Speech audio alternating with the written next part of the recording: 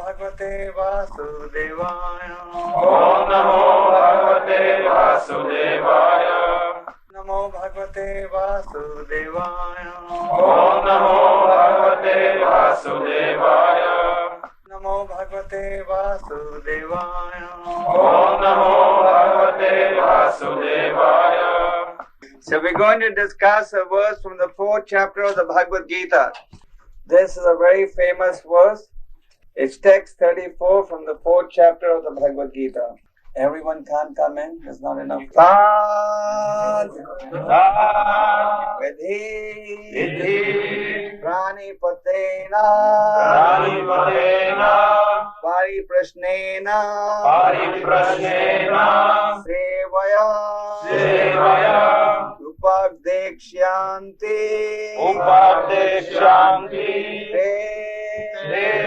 Jnanam Tattva Darshanam Tadvidi Pranipatena Pariprashnena Sevaya Upadekshyanti te jnanam Jnaninas tattva darshanam Tadvidi pranipatena Pariprashnena sevaya Upadekshyanti te jnanam Jnaninas tattva darshanam Jnanatunandasya jnananjana shlakya chakshurmilitam yena tasmai Shri Gurave Namaha.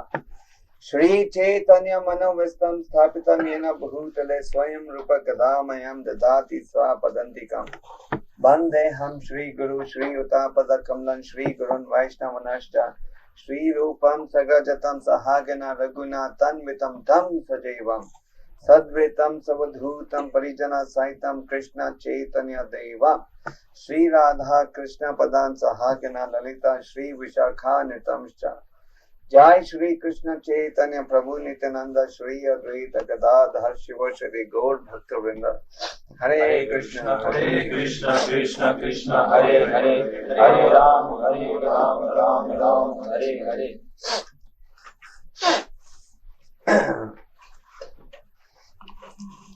Tadvidhi pranipatena paripashena sevaya upadekshanti te jnanam jnaninas tattva darshanam. So as Prabhupada says in the purport, the path of spiritual realization is definitely not an easy path. The material temptation is so strong. The facilities for sense enjoyment are so easily available. So to give up sense enjoyment in favor of devotional service is not an easy task. Tapaseva param jyotir bhagavatam adhokshajam. Adhokshaja means very difficult to understand. So Krishna is very difficult to understand. To play, Krishna can only be understood through bhakti. And bhakti includes, religion consists of 4 ingredients. One is truthfulness, austerity, mercifulness, cleanliness.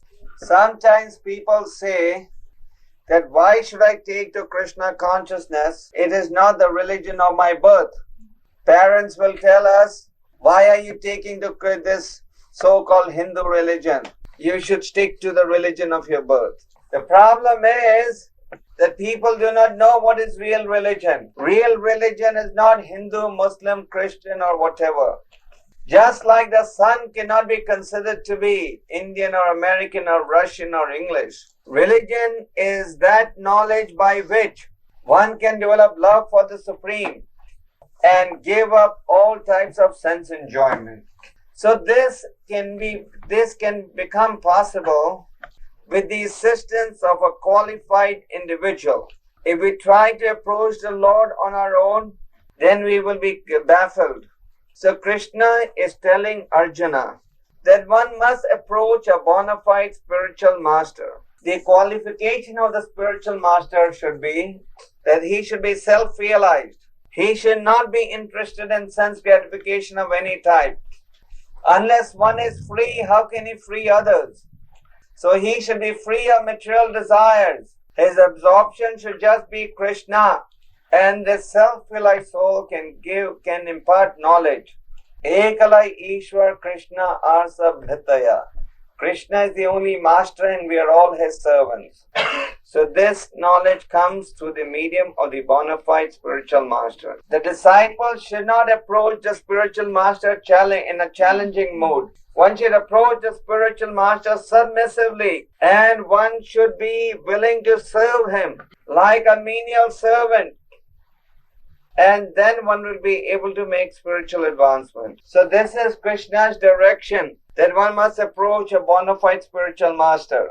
Prabhupada says in the purport that no one can be a bona fide spiritual master without following the principle of disciplic succession. Kṛṣṇa is the original spiritual master, and somebody who is coming down in the disciplic succession can convey the message of the Lord. Spiritual knowledge cannot be manufactured in some factory or parliament. Dharmam ki sakshat bhagavad pranita means religion is the word of God. So religion means the words of God, and here God is saying one must approach a bona fide guru. So spiritual knowledge has to be received through a bona fide agent of the Lord. The spiritual master is like a parrot. He repeats what he has heard from his guru. The spiritual master does not concoct anything. He does not adulterate the philosophy of Kṛṣṇa. Prabhupada called the Bhagavad Gita as it is. As it is means he has presented Kṛṣṇa's teachings without any adulteration. There have been literally thousands of translations of the Bhagavad Gita. But it is only the translation by Swami Prabhupada that has made millions of devotees all over the world. Therefore, even in your country, people are reading these books and getting inspired to bhakti. Because the message of Kṛṣṇa, when it is presented in a pure manner, it will attract everyone, except those who are addicted to sense enjoyment. So we were explaining that real religion consists of 4 ingredients. These 4 essential parts of religion are: austerity means to give up sense enjoyment in favor of a higher goal to be realized. In the Srimad Bhagavatam, there's a very nice story of King Rishabdev. The word Rishabdev means the best. So Rishabdev had 100 sons. These days when people produce children, they do not understand their spiritual responsibility. Maharaja Rishabdev has said that one should not become a guru till he can take his disciple back to Kṛṣṇa. And one should not become a father or mother till they can take the dependents back to Kṛṣṇa. So Maharaja Rishabdev was very concerned about his spiritual responsibility. So he instructed his sons about the importance of human mission. He told his sons, Naham deha bhajam naloke kastam kamam artha vidabhujam ye tapo divyam putraka yena sattvam shudaye rasmad brahma sokyam tavanantam. The translation is, my dear sons, please do not use this life like the cats and dogs. Use this human life for tapasya. But this tapasya must be divyam. Divya means for the pleasure of the Lord.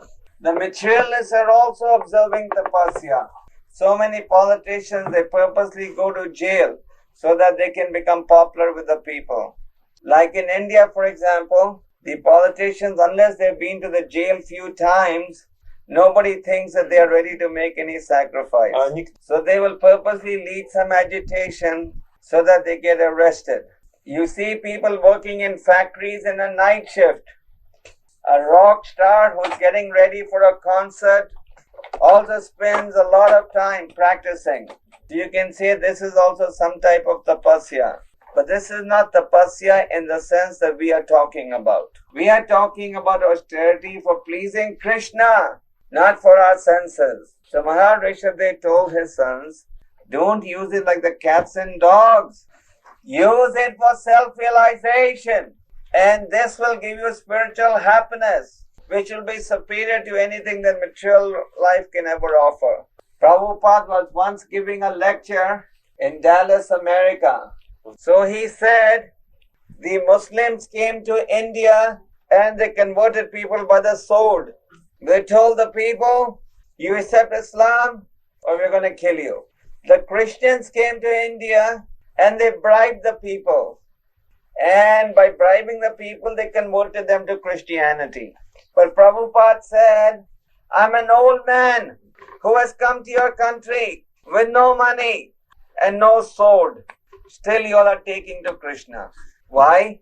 Because Krishna is all attractive. Krishna is the reservoir of pleasure. If Krishna was not all attractive, if Krishna was not the reservoir of pleasure, so many thousands of Russians would not have come to Krishna consciousness. There was no propaganda to attract people to Krishna. The only propaganda was book distribution and direct preaching and Harinam. You are getting no economic incentive for staying in this movement. Still, the fact that all of you are taking it, that Krishna consciousness is very satisfying. In the 18th chapter of the Bhagavad Gita, Krishna says, Brahma Bhuta Prasanatma Nasotati na Kṛṣṇati. One who is spiritually situated, he is always joyful. Material life consists of these two diseases. You're hankering for what you do not possess, and you're lamenting for what you have lost. When you're in the company of old people, they are lamenting for having lost their youthful days. They're always saying, oh, when I was your age, I used to do like this, I used to jump so much. So actually, by making these statements, they are lamenting for the youthful days which have slipped. And everybody is hankering for what they do not have. More and more sense enjoyment. If you see your neighbor with a new Lada car, then you also feel like getting a Lada. You say, oh, how can he be ahead of me? This may not be so common in a socialistic atmosphere, but in a capitalistic atmosphere, this is very common. We always want more and more. We're always hankering for more and more. We are never satisfied in material existence. Whatever you have is less than what you should be having. Since everybody tends to overrate himself, everybody thinks he's entitled to much more than what he has. A devotee also laments and hankers, but his hankering and lamenting is of a different type. He laments for the time that he has spent independent of Krishna. He is lamenting that I have spent so many lifetimes rebelling against Krishna. For so many lifetimes I was drinking poison. So if this lamentation is there, if this repentance is there, then there will be hankering. Just like amongst the gopis, if Lalita sees that Vishaka is doing more service, then Lalita also says how I can increase my service. There's competition to give Krishna more seva. So we are always hankering to do more service, and we are lamenting for what we have lost, for what we have misused. Chanakya Pandit, the great diplomat devotee, has very nicely stated, Ayusha Kashana Eko Pina Labaya Swarna Koti Bi. The translation is, a second loss cannot be obtained back with the wealth of the whole world. Chanakya Pandit has said that if you waste even 1 second, you cannot buy it back with the wealth of the whole world. So the devotee always keeps this in mind, and he does not misuse his independence. The living entity will always have the freedom God or reject God. In the 18th chapter, Krishna inquired from Arjuna if his illusion was now gone. And Arjuna said, yes, my illusion is now finished. And then Krishna said, now you may do as you like. Just like the government in Moscow, they have laid down rules. If you follow the rules, then there's no problem. And if you go against the rules, then there is imprisonment. So similarly, if we defy the laws of God, then you have to go on being imprisoned in one womb or the other. So the devotee understands that material happiness is false happiness. Just like if somebody gives you 100 ruble note, there is false note. So you will feel cheated. So sense gratification is always cheating you. Kāmasa nendriya prīti labo jīvata yavata jīvasya tattva jigyāsa. The Bhagavatam says that the goal of human life is jīvasya tattva jigyāsa, to inquire about the absolute truth. The goal of human life is not to engage in sense gratification. I think yesterday night I gave you the story of 𝐃𝐢𝐬𝐭𝐫𝐚𝐜, or last night? Yes. Yeah. So, as 𝐃𝐢𝐬𝐭𝐫𝐚𝐜 said, experienced, no amount of sense gratification satisfied him. So no amount of sense gratification can satisfy us. Maharaja Rishabhdev says, Nunam pramata kurute vikarma yidindya priyataya apranoti nasadu manayita atmanayam asana vikleshada asadeha. He is saying that this human life, this body that you have is giving you trouble. It is giving you trouble, and if you engage in sense gratification, you will again get a body, which will again give you trouble. So we must practice austerity. When your senses are pulling you, take advantage of the spiritual knowledge that you have heard. By chanting regularly and reading these scriptures, you will sharpen your intelligence. And then your intelligence will become so sharp, the moment Maya is attacking you. Therefore, we have this process of sadhana bhakti. Sadhana bhakti means following rules and regulations, like Mangalarti, class, doing of japa. You can do Mangalarti wherever you are. So the point is that by following these rules and regulations, you can eventually get to the point where you can develop where you will develop love for God. So we had told you that there are 4 ingredients for religion. So far we have just briefly covered austerity. Next is truthfulness. Truthfulness means you accept the teachings of Krishna without adulteration. For the disciple, truthfulness means Guru says you must do 16 rounds. So disciple says, I must do 16 rounds, even if I have to stay up late in the night. Guru says you must avoid 4 types of sinful activities. So I must be truthful to his instruction and avoid these sinful activities. Even if I meet a girl on the road who says, no, come home with me. It is not that you will not get the facility for sense enjoyment. There will be plenty of facility. But Krishna is seeing whether we are ready to give up sense enjoyment when the opportunity comes. Krishna is testing whether we are willing to give up sense enjoyment when we have the chance.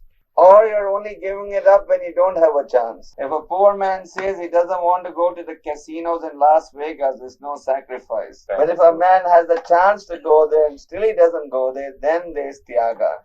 So we must be truthful to what Krishna is saying and to what Guru is saying. Then another principle is cleanliness. Cleanliness is practiced in 2 ways. One is external cleanliness, one is internal cleanliness. I'm sure in Russian also you have something similar to this. That cleanliness is next to godliness. So, a devotee, he must live in a clean atmosphere. Prabhupada used to very strongly emphasize that our temples must be very clean. So we must live in a clean atmosphere. Just because you're living in a brahmachari or brahmacharni ashram does not mean you keep it dirty. The temple you have must be very clean. Of course, at the present moment, you don't have the worry of maintaining a big temple. But very soon, I'm sure you will have a big temple here. And you will have to keep the temple very clean. There's a very nice story of the cleaning of the Gundicha temple. Chaitanya Mahaprabhu had organized all his associates to clean the temple. Whoever would gather the most dust, and if somebody did not gather enough dust, then he would be chastised. So this is external cleanliness. In the Western countries in the early days, our brahmacharis used to wear one shoe, one leg, one shoe, another leg, another color shoe. So we had to be very, very clean. Internal cleanliness means the cleansing of the heart. Cheta darpan marjana bhava magdvagni nirvapanam. Chaitanya Mahaprabhu said, by chanting the Hare Krishna mantra, the heart will be cleansed. Just like in a mirror when there is dust, then you can take the dust away by cleaning it with a piece of cloth. So similarly, there is dust of material desires by chanting the holy names of Krishna. Our heart is like a black coal, and only by non-stop chanting will we be able to destroy the material desires. So external cleanliness and internal cleanliness. Fourth ingredient is mercifulness.